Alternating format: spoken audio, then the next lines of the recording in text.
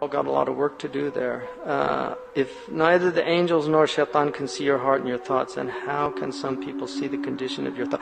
Well, there's what's called Kashf, which is not, that's something that Allah subhanahu wa ta'ala will unveil to somebody, and that's a different thing.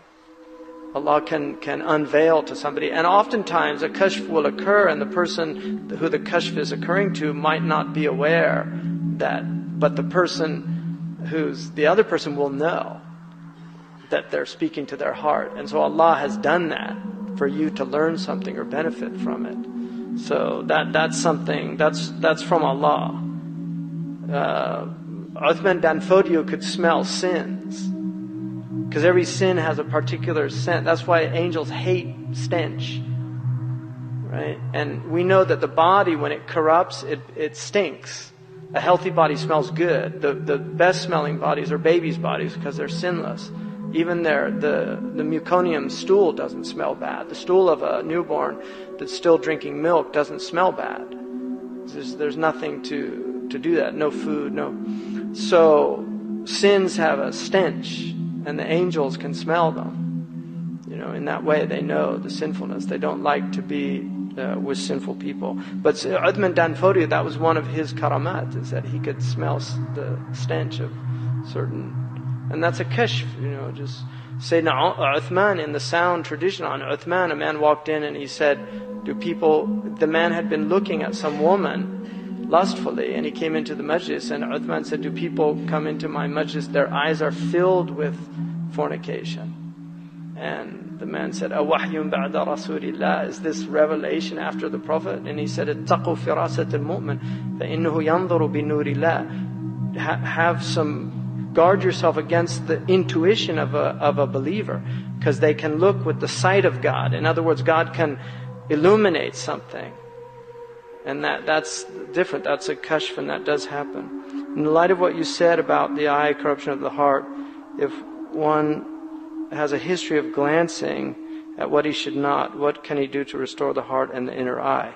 Well, that's what this book is really about. So we're going to be, that's the topic of, I know somebody, one of the worst things that you can do, and this is for the males here, because it's far more a male problem, but one of the worst things that you can do is view pornographic material. That will really, really affect you in a very, very negative way.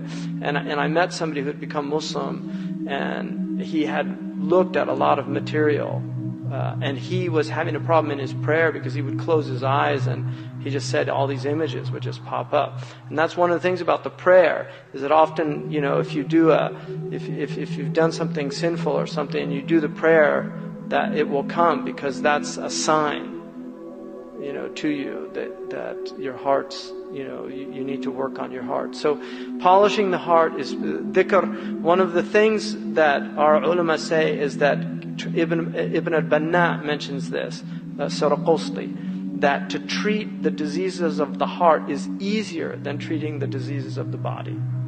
So bushra, that's good news for all of us, that it's harder to cure a disease that you've acquired in your body than it is to cure a disease of the heart. And diseases of the heart can be obliterated with tawbah. Allah can do that. And you have to believe in the qudra of Allah. No matter what you've done, it can be removed permanently, forever. You mentioned no one. Okay, so I think that's it. Is there any other?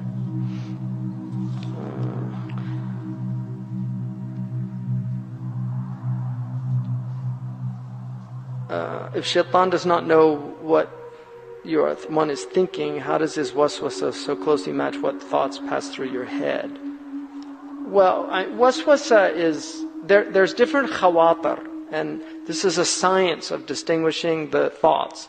You have khawatir malakani, khawatir rabbani, malakani, shaitani, and nafsani. And each one of them has specific qualities. So the rabbani thoughts are pious, they're pure thoughts, and they usually compel you to, in fact, they're so powerful that you end up having to do a thing. So a khatar rabbani comes and it will almost force you to do something. And sometimes you might not even want to do it. I mean, I could give you an example in my life.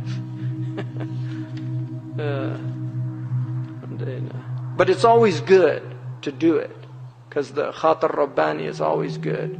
But it might be hard on the nafs. And then you have the malakani, which is an angelic thought, which is also pure, and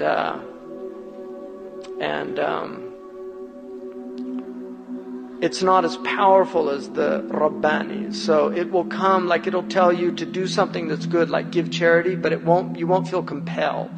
It'll be like an impulse comes into your heart. And then the nafsani and the shaitani are different. The shaitani the nafsani is compulsive. It's the same thoughts. They're compulsive. The shaitani is different. Like he tries this, and if that doesn't work, he tries that, and if that doesn't work. So the nafsani is, and all of these khawatir can be purified and removed. But it takes a lot of practice.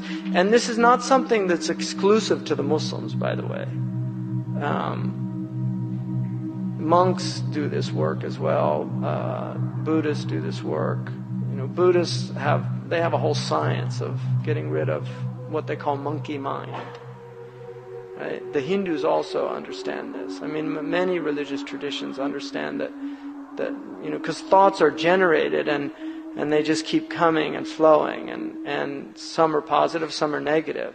But you can learn to enter into a state of pure reflection, and that's tafakkur.